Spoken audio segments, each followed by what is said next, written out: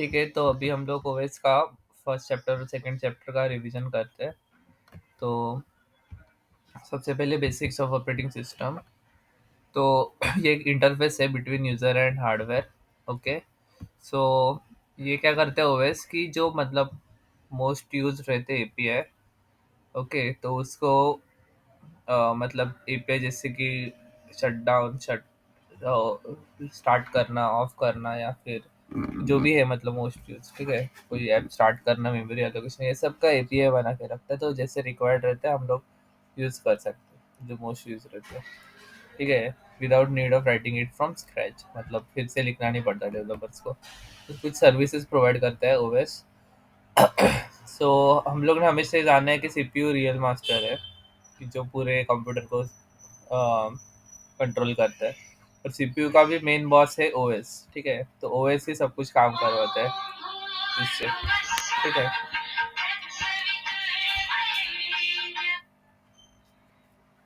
अभी आगे देखते हैं।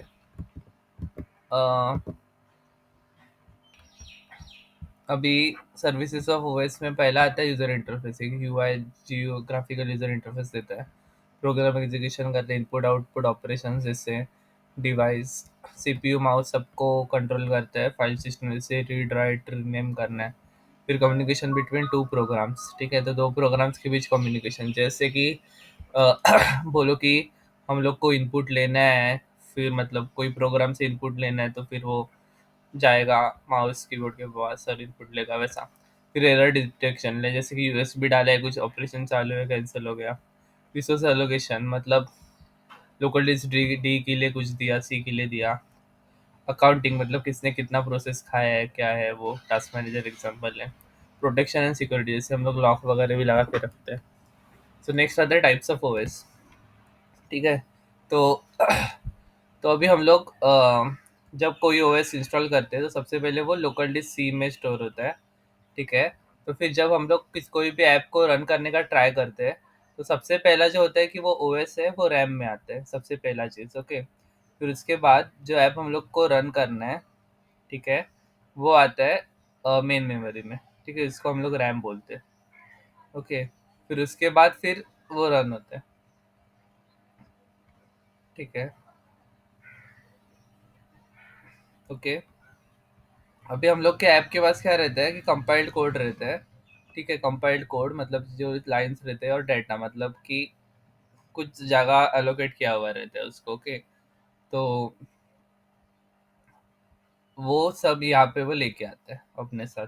ओके, तो जैसे ये ऐप टू आया है, तो ये अपने साथ उसका कोड और डाटा लेके है। ठीक है, ये मेन मेमोरी में आता है। तो आगे क्या होता है हम लोग आगे देखेंगे। तो भी टाइप्स ऑफ ओएस देखते हैं। तो पहला यूनी प्रोग्रामिंग ओएस। तो इसमें क्या है कि एक टाइम पे ऑपरेटिंग सिस्टम एक ही प्रोग्राम रन कर सकता है, मतलब ला सकता है रैम में, ज़्यादा जगह रहता नहीं है। ठीक है, तो सिर्फ single program group for. Okay, तो जैसे कि अभी ये प्रोग्राम कुछ अलोकेट हुआ है। ठीक है, तो फिर ये अगर कुछ इनपुट आउटपुट के लिए वेट कर रहा है, ठीक है, यूजर से, तो तब तक सीपीयू तो खाली है ना, राइट, मेन मेमोरी तब तक खाली है, तो तब तक मतलब वो रिसोर्स अवेलेबल है, फिर भी यूज नहीं हो रहा, तो वेस्टेज है ऐसा। तो ये प्रॉब्लम सॉल्व करने के लिए मल्टी प्रोग्रामिंग ओएस।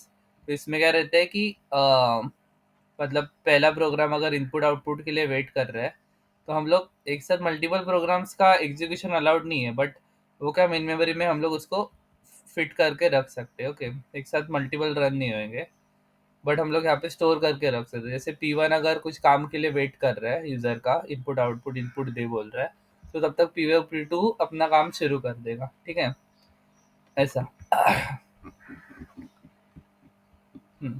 अभी डिग्री ऑफ मल्टी प्रोग्रामिंग, जैसे कि number of programs in main memory at a time, तो इसमें कितने प्रोग्राम स्टोर किए उसको हम लोग बोलते हैं कि डिग्री ऑफ मल्टी प्रोग्रामिंग।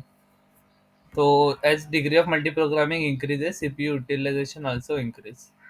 ठीक है, बट एक लिमिट तक होता है। ओके, तो अभी नेक्स्ट है मल्टी प्रोग्रामिंग में उसके टाइप्स है। एक है नॉन प्रीएम्प्टिव और एक है प्रीएम्प्टिव। ठीक है, तो नॉन प्रीएम्प्टिव मतलब क्या, कि ये प्रोग्राम है, जैसे P1 है, तो ये उसको मन करेगा तभी ही वो लीव करेगा। ठीक है, ऐसा नहीं कि कोई भी मतलब किसी का कंट्रोल नहीं है उस पे, वो खुद का मन करेगा कुछ है ऑपरेशन की इनपुट लेना है वगैरह तभी।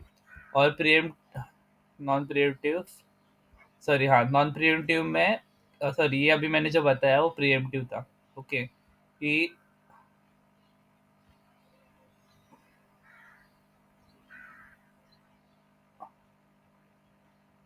हाँ वही सॉरी सॉरी नॉन प्रिएम्प्टिव ही बताया मैंने। तो उसमें क्या रहता है कि वो अपने मर्जी का मालिक है प्रोसेस। ठीक है मतलब कोई उसको बोल नहीं सकता कि तू निकल। बट प्रिएम्प्टिव में क्या रहता है कि सीपीयू उसको बोल सकता है कि मतलब नेक्स्ट को कोई प्रायोरिटी अगर प्रोसेस आया वगैरह वटेवर तो वो बोलेगा कि "ओ भाई वो आया है तू थोड़ी देर के लिए होल्ड पे जा" ऐसा। तो वो उसके विश के अगेंस्ट रहता है उसको हम लोग प्रिएम्प्टिव बोलते हैं। फिर नेक्स्ट टाइप है मल्टीटास्किंग। तो यहाँ पे क्या है कि मेमोरी जो रहता है मेन मेमोरी अवेलेबल तो बोलेगा कि भाई तू 3 सेकंड पहले P1 को दे फिर नेक्स्ट 3 सेकंड P2 को ऐसा मतलब जैसे क्रिकेट में हम लोग 6 ओवर का मैच रहेगा तो एक एक ओवर डिवाइड करते हैं वैसा ये जो पूरा बैंडविड्थ अवेलेबल है वो ऐसा डिवाइड करके काम करेंगे। ठीक है अभी यहाँ पे कैसा रहता है कि इवन तो वो ऐसा डिवाइड कर रहे हैं।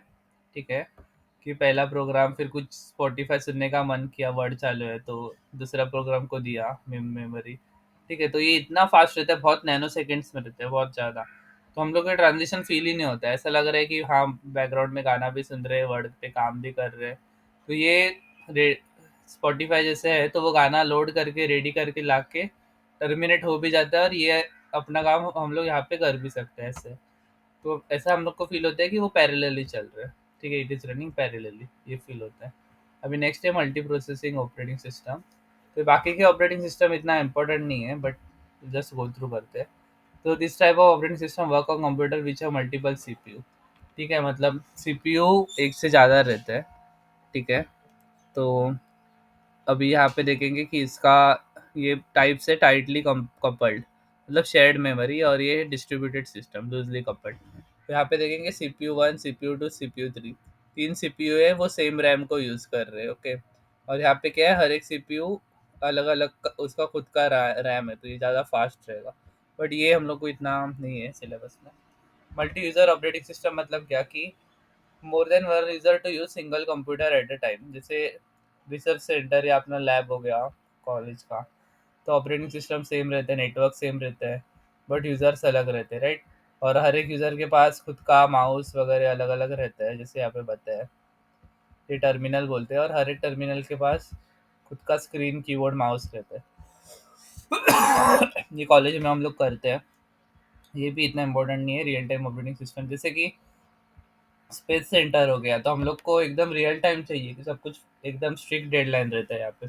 जैसे हम लोग को चाहिए कि रॉकेट बराबर मतलब ये सेकंड पे 5th सेकंड पे 90 डिग्री टर्न होना चाहिए या जो भी 1 डिग्री 2 डिग्री जो भी टर्न करने तो स्ट्रिक्ट रहता है यहाँ पे सब कुछ। तो इसके दो टाइप है hard real time operating system जिसका डेडलाइन बहुत ज़्यादा ही स्ट्रिक्ट रहता है 1 सेकंड भी इधर हुआ खत्म। और सॉफ्ट रियल टाइम मतलब थोड़ा ठीक है मतलब बहुत ज़्यादा नैनो सेकेंड्स में ही रहता है बट थोड़ा सा इधर उधर हुआ तो चलता है। फिर नेक्स्ट है एम्बेडेड ऑपरेटिंग सिस्टम। तो जैसे कि वो ओएस किसी स्पेसिफिक डिवाइस के लिए बना रहता है जैसे हम लोग बोलेंगे एसी हो गया या फिर कुछ एसी हो गया या फिर बोलो रिमोट या जो भी है एंड्रॉयड फायर स्टिक जो भी। हैंडल्ड डिवाइस मतलब क्या कि ये स्मॉल हैंडल्ड डिवाइस के लिए बना रहता है जैसे मोबाइल स्मार्ट वॉच एक्सेट्रा। ठीक है नेक्स्ट चैप्टर पे आते हैं प्रोसेस मैनेजमेंट। ठीक है तो अभी ऑपरेटिंग सिस्टम का जो मेन फंक्शनैलिटी है ठीक है वो कर्नल कर्नल देखता है। ठीक है और कर्नल को कैसा यूज़ करना है वो शेल शेल के थ्रू मैनेज होता है। ठीक है तो शेल है वो कर्नल के ऊपर बैठा रहता है। तो हम लोग शेल को कैसे यूज़ कर सकते हैं जीयू है जैसे ग्राफिकल यूज़र इंटरफेस जैसे कुछ फाइल को डिलीट करना रिमूव करना जो भी है। या फिर कमांड लाइन इंटरफेस जैसे सीएमडी तो हम लोग को पता है क्या क्या कर सकते हैं पूरा वाट लगा सकते हैं सिस्टम की। ठीक है तो all program required for functionality of OS we collect and give them name as kernel. मतलब कि ओएस के फंक्शनलिटी के लिए जो भी प्रोग्राम्स लगते हैं उसको हम लोग कर्नल बोलते हैं। ठीक है तो जैसे कि ओएस बाकी प्रोग्राम्स को रन करता है ओएस को रन करने के लिए भी कुछ प्रोग्राम रहेंगे ना तो उसको हम लोग कलेक्ट करके नाम दे दिए सारे प्रोग्राम्स को कर्नल। ठीक है अभी सिस्टम कॉल क्या रहता है सिस्टम कॉल मतलब क्या कि एक प्रोग्रामर्स के लिए where to interact with operating system. तो सपोज अभी एक एग्जांपल लो कि ये ऑपरेटिंग सिस्टम है और ये चार प्रोसेस है, ठीक है।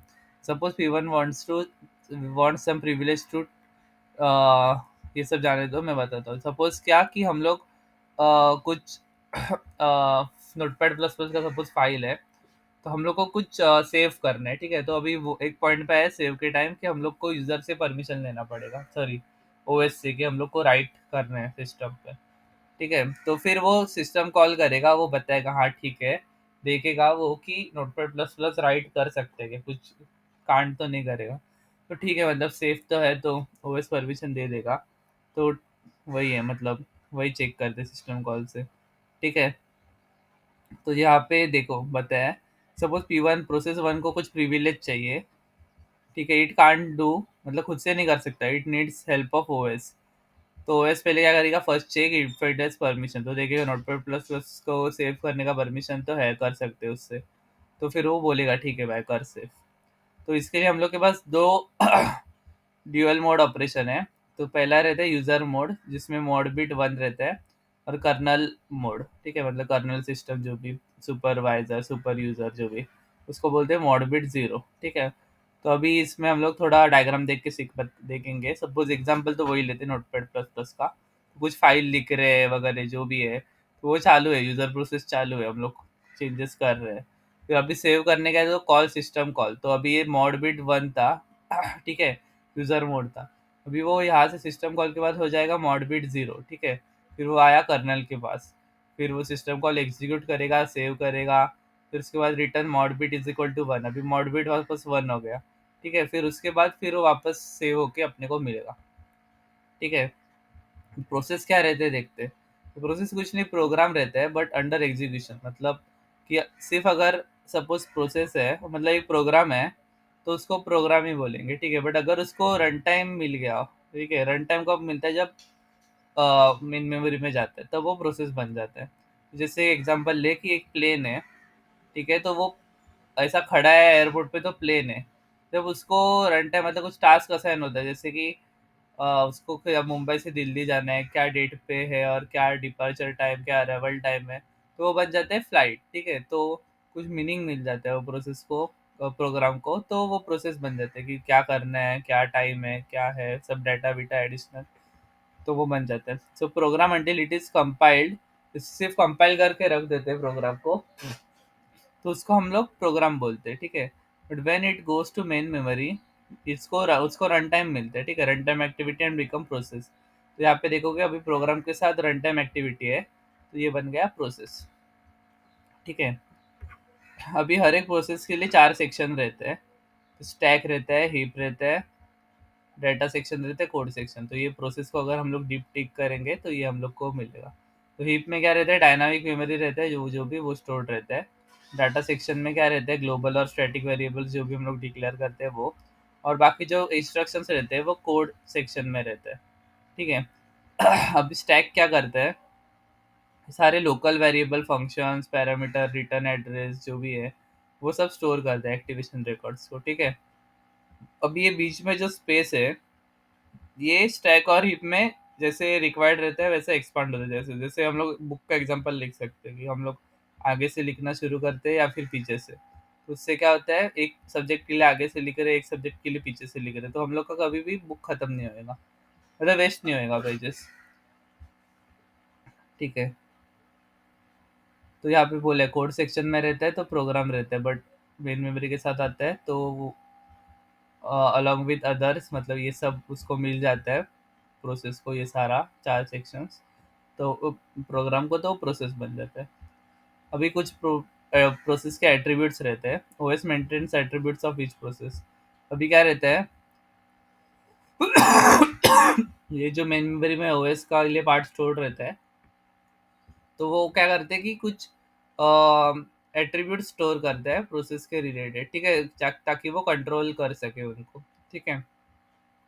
तो ये पीसीबी इसको बोलते हैं, हर एक प्रोसेस का वो पीसीबी स्टोर करता है, process one, process two, process three को, उसको जो स्टोर करता है एट्रीब्यूट्स वो पीसीबी में करते हैं। तो एट्रीब्यूट जैसे कि प्रोसेस की आईडी क्या है, कौन से डिवाइसेस वो प्रोसेस के लिए रिक्वायर्ड है, साइज क्या है, मेमोरी मतलब कितना स्पेस ले रहा है, क्या प्रायोरिटी है, कौन से स्टेट में रनिंग है, वेटिंग है, जो भी है। फिर लिस्ट ऑफ फाइल्स मतलब क्या क्या फाइल ओपन की है उसने। फिर प्रोग्राम काउंटर मतलब क्या कि जैसे कि अभी होल्ड पे जा रहा है तो उसको पता रहना चाहिए कि नेक्स्ट एड्रेस कहाँ से रिज्यूम करना है।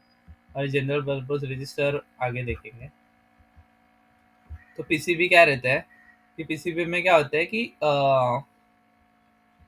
सीपीयू मतलब जब एग्जीक्यूशन करता है प्रोग्राम का, ठीक है, तो कौन से रजिस्टर यूज हुए वो पीसीबी में रहते हैं। तो suppose if we run any program on main memory and stop in between, then again when we try to run that process, then we will return rerun it will rerun or resume। ठीक है। तो mostly क्या होता है कि अगर हम लोग कोई ये करते हैं, कोई प्रोसेस लेते हैं, पहला प्रोसेस है सपोज, और हम लोग को क्या करना है उसको स्टॉप कर रहे हैं मीनवाइल, और प्रोसेस टू को रन कर रहे हैं। तो प्रोसेस टू का काम हो गया तो प्रोसेस वन पे आते हैं, तो वो क्या करते हैं वहां से ही रिज्यूम करेगा जहाँ पे स्टॉप किया था। ठीक है। तो कहाँ से रिज्यूम करना है वो हम लोग को मिलता है वैल्यू प्रोग्राम काउंटर से। ठीक है, प्रोग्राम काउंटर पे क्योंकि नेक्स्ट एड्रेस रहता है, तो ये वैल्यू हम लोग का स्टोर रहता है रजिस्टर्स में। यही जनरल पर्पज रजिस्टर का यूज रहता है। ठीक है। तो ये प्रोग्राम काउंटर रजिस्टर में स्टोर्ड रहता है। तो यहाँ पे देखोगे कि ये सीपीयू है, उसमें बहुत सारे रजिस्टर है, उसमें एक ही रजिस्टर रहता है प्रोग्राम काउंटर। जिसमें क्या रहता है कि सपोज ये प्रोसेस वन है तो ये कहाँ से कंटिन्यू करना है, इतने लाइन्स एग्जीक्यूट हो गए, अभी आगे कहाँ से कंटिन्यू करना है वो यहाँ पे स्टोर रहता है। ठीक है। हाँ, suppose we want to stop P1 and run P2 then register value, ये सब वही है अभी जो बताया। तो अभी हम लोग अगर इसको अभी हम लोग देखते हैं कंटेक्स्ट स्विच क्या रहता है। ठीक है। तो जैसे कि अभी हम लोग सपोज प्रोसेस वन स्टॉप कर रहे हैं। ठीक है। तो फिर वो क्या करेगा कि उसके जो भी रजिस्टर्स है, ठीक है, उसका जो सारे रजिस्टर का जो करंट वैल्यू है वो उसके पीसीबी में जाके स्टोर करेगा। ठीक है, हाँ पीसीबी में, तो पीसीबी में जाके स्टोर करेगा। ठीक है। तो इसको और फिर नेक्स्ट जो प्रोसेस है उसका जो रजिस्टर का वैल्यू है, इनिशियल वैल्यू, वो फिर सीपीयू के रजिस्टर में लेके जाएगा। इसको हम लोग बोलते हैं कंटेक्स्ट स्विच। ठीक है। फिर नेक्स्ट टाइम जब फिर से रिज्यूम करना है तो फिर वो ओएस के पीसीबी में जो स्टोर्ड रहते हैं करंट वैल्यू ऑफ रजिस्टर्स, वो लेके आएगा सीपीयू में और फिर वहां से कंटिन्यू करेगा। ठीक है। अब प्रोसेस इज द ओके, अभी एक क्वेश्चन है कि while running a process cannot access its PCB from main memory। Okay. तो अभी क्या रहता है कि सपोज अभी कोई प्रोसेस चालू है। ठीक है। तो वो तो जब चालू हो गया तो फिर वो पीसीबी में क्या है वो एक्सेस कर सकता है क्या, नहीं। ठीक है। अगर वो चालू नहीं है, ठीक है, तो ही वो एक्सेस करेगा। जैसे कि एग्जाम्पल के लिए देखेंगे, प्रोसेस वन है और प्रोसेस टू है। ठीक है। तो प्रोसेस वन स्टॉप हो गया, ठीक है, और प्रोसेस टू स्टार्ट हो गया। तो अभी प्रोसेस टू एक बार स्टार्ट हो गया तो फिर वो लेके नहीं आ सकता वैल्यू, क्योंकि पीसीबी में क्या है उसका। ठीक है। तो स्टार्ट करने से पहले ही जो रहेगा वो लेके आएगा। और process in the context of computing is, ठीक है। तो अभी ये क्वेश्चन है, ऑप्शंस दिए। तो set of instructions to be executed on a computer, तो उसको हम लोग प्रोग्राम बोलते हैं। ठीक है। Program in execution, program in execution को प्रोसेस बोलते हैं, ये अपने को पता है। तो ये आंसर है, फिर देखते हैं नीचे के। Piece of hardware that execute set of instruction, इसको सीपीयू बोलते हैं, ये भी नहीं आएगा। और main procedure of the program, the main function, तो ये भी नहीं। तो आंसर है अपना बी। अभी नेक्स्ट चैप्टर देखते हैं। तो अभी प्रोसेस स्टेट, ठीक है, तो इसका मतलब क्या है कि करंटली क्या करता रहता है। ठीक है। तो all apps when we have installed stays in new state. ठीक है। तो जैसे हम लोग कोई भी ऐप इंस्टॉल वगैरह करते हैं वो न्यू स्टेट में रहता है डिस्क में। ठीक है। Now all process which we want to run are in ready state, that is are ready when their turn will come will immediately run. मतलब वो रेडी स्टेट में रहते हैं, जैसे कि वो मेन मेमोरी में आके रहते हैं। ठीक है। फिर जैसे कि उसका उसको चांस मिलेगा फिर वो फटक से रन करेगा। ठीक है। न्यू से जब उसको रन करना है तो वो रेडी स्टेट में आके बैठता है। Running state, process currently running in PC, मतलब जो करंटली चालू है उसको हम लोग रनिंग स्टेट बोलते हैं, ठीक है। फिर उसके बाद टर्मिनेटेड, मतलब अगर उसका काम खत्म हो गया तो वो टर्मिनेटेड स्टेट में जाता है। अभी वेटिंग मतलब क्या, कि कोई अगर प्रोसेस इनपुट या आउटपुट, जैसे कि इनपुट के लिए वेट कर रहा है, जैसे कि कुछ यूजर इनपुट चाहिए, तो तब तक वो वेटिंग स्टेट में जाएगा, ठीक है, waiting for input output event इसलिए। फिर उसके बाद जैसे कि एग्जांपल स्कैन एफ, तो हम लोग स्कैन एफ करेंगे तो यूजर इनपुट के लिए वेट करते हैं, राइट। उसके बाद बताया पॉइंट कि रीड से ब्लॉक स्टेट का ट्रांजिशन, मतलब रीड रेडी से ब्लॉक स्टेट का, तो यहाँ पे देखेंगे रेडी से हम लोग ब्लॉक स्टेट में कभी नहीं आ सकते, राइट। और ब्लॉक स्टेट से रनिंग स्टेट में डायरेक्टली कभी नहीं आ सकते, ठीक है, ब्लॉक स्टेट से पहले रेडी में आना पड़ेगा, फिर उसके बाद रनिंग में आएगा, ठीक है। तो ये ट्रांजेक्शन पॉसिबल नहीं है फॉर रेडी, रनिंग और block state process will stay in main memory, for rest it will be not, ठीक है। सिर्फ ये तीन स्टेट के लिए, रेडी, रनिंग और ब्लॉक स्टेट, ठीक है, इसके लिए वो मेन मेमोरी में रहेगा। न्यू स्टेट में डिस्क में रहेगा, और टर्मिनेट हो जा रहा है तो भी निकल जाएगा वो मेन मेमोरी से। अभी यहाँ पे दो transitions are voluntary, process do by its own, मतलब ठीक है, खुद से करेगा, तो रनिंग टू टर्मिनेट और रनिंग टू ब्लॉक, मतलब क्या ये प्रोसेस खुद से कर सकता है, ठीक है, मतलब प्रोसेस को जैसे कोड लिखे है उसके हिसाब से, जैसे कि अभी उसको स्टॉप करना है, कुछ आ गया रिटर्न अचानक से, ठीक है, कुछ कंडीशन मैच नहीं गए तो कभी भी रिटर्न कर सकते हैं। या फिर रनिंग टू ब्लॉक स्टेट, जैसे कि कुछ यूजर इनपुट लिखा है वापस स्कैन है, तो वो खुद के हिसाब से करेगा, ठीक है। Rest all are initiated by operating system, बाकी सब जो है ट्रांजिशंस वो ऑपरेटिंग सिस्टम डिसाइड करेगा, ठीक है, सिर्फ ये दो ट्रांजिशंस है दैट आर वॉलेंटरीली। अभी नेक्स्ट है नॉन प्रिएम्प्टिव प्रोसेस स्टेट, तो यहाँ पे सेम डायग्राम है ये वाला, ठीक है। बस यहाँ पे क्या है देखोगे ना, तो ये जो है कि रनिंग स्टेट से रेडी स्टेट में आ सकते हैं कभी भी, वो नहीं रहता है। ये वाला जो एरो है वो नहीं रहेगा, बाकी पूरा का पूरा ये सेम है, ठीक है। तो इसका मतलब क्या है, हाँ, रनिंग से रेडी ट्रांजेक्शन नॉट प्रेजेंट, तो here OS can not interrupt running process any time, ठीक है। तो जो अभी मतलब यहाँ पे क्या है कि एक बार प्रोसेस स्टार्ट हुआ तो वो कंप्लीट करके ही निकलेगा, ठीक है, ऐसा ओएस अपने हिसाब से कभी भी उसको वो नहीं करेगा कि रोकेगा नहीं, ठीक है। सो अभी यहाँ पे CPU versus input output bond process, ठीक है, बाउंड प्रोसेस, तो यहाँ पे क्या है कि वो कैलकुलेट करते हैं सीपीयू ज़्यादा टाइम स्पेंड कर रहा है कि इनपुट आउटपुट में ज़्यादा टाइम स्पेंड कर रहा है, ठीक है। तो जैसे एग्जांपल अगर क्रोम का लेंगे तो उसमें बहुत रेयरली सीपीयू यूज़ करते हैं, मोस्टली वो बहुत रेयरली वो कुछ इनपुट मांगेगा यूज़र से, जैसे यूज़र लॉगिन वगैरह, बाकी सब तो सीपीयू पे रहता है। तो if process is intensive in terms of CPU operation, मतलब सीपीयू ऑपरेशन ज़्यादा है और इनपुट आउटपुट कम, तो सीपीयू बॉन्ड बोलते हैं, else अगर उल्टा रहेगा तो इनपुट आउटपुट बॉन्ड बोलेंगे। अब यहाँ पे प्रोसेस शेड्यूलिंग है नेक्स्ट टॉपिक, तो इसका यूज़ क्या रहता है, it is needed to achieve best possible performance, तो प्रोसेस शेड्यूलिंग का ये हो गया। फिर शेड्यूलिंग क्यूज रहते हैं, तो जॉब क्यूज क्या रहता है, उसमें क्या रहता है कि list in which all new states process are, new state के जो प्रोसेस है नए इंस्टॉल किए वगैरह वो जॉब क्यू में रहते हैं। रेडी क्यू मतलब क्या, कि जिनको रन करना है रेडी है वो रेडी क्यू में रहेंगे। अभी डिवाइस क्यू मतलब क्या, कि ब्लॉक स्टेट में, जैसे कि सपोज दो तीन प्रोसेस है जिसको यूज़र क्लिक चाहिए, मतलब माउस का बटन क्लिक चाहिए, तो वो माउस माउस के क्यू में जाके रहेगा। कुछ है उनको यूज़र से इनपुट चाहिए यस और नो, तो वो कीबोर्ड के इस पे जाके क्यू में जाके रहेगा। तो multiple device Q R present, one for each device, मतलब हर एक डिवाइस के लिए अलग से खुद का क्यू रहेगा, ठीक है। तो नेक्स्ट है टाइप ऑफ शेड्यूलर्स, तो हम लोगों ने अभी वो देख लिया शेड्यूलिंग क्यू, अभी शेड्यूलर के टाइप्स देखते हैं। तो पहला है लॉन्ग टर्म शेड्यूलर जिसको जॉब बोलते हैं, शॉर्ट टर्म शेड्यूलर जिसको सीपीयू बोलते हैं, मिड टर्म शेड्यूलर वही मिड टर्म। तो लॉन्ग टर्म शेड्यूलर मतलब क्या, कि it brings process from new state to ready state, that is copy from disk to memory, ठीक है। तो डिस्क से मेमोरी में लेके आता है लॉन्ग टर्म, इतना कुछ है नहीं, न्यू स्टेट से रेडी स्टेट में लेके आता है बस। शॉर्ट टर्म शेड्यूलर क्या करता है, it selects one of the ready state process for run next on CPU, to run next for CPU, मतलब जो रेडी स्टेट में है अभी जो यहाँ से आया है तो उसमें से कोई भी एक सिलेक्ट करेगा, ठीक है, कि रेडी स्टेट में आने के लिए, ठीक है, कि मतलब सॉरी, रेडी स्टेट के जो प्रोसेस है उसमें से सिलेक्ट करेगा कि कौन सा रन करना है।